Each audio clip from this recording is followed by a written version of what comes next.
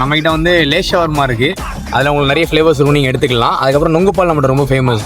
So இங்கே ரெண்டு தான் நம்ம கிட்ட மெயின் ஐட்டம். பட் டேஸ்ட் ரெண்டுமே பக்காவாக இருக்கும்.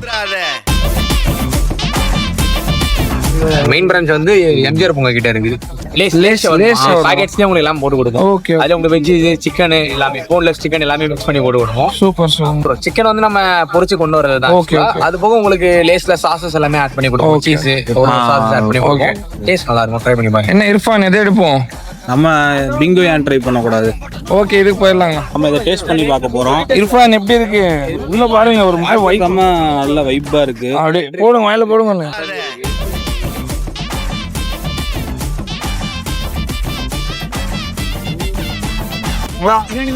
என்ன இது மாசா இருக்குண்ணா. சூப்பர்.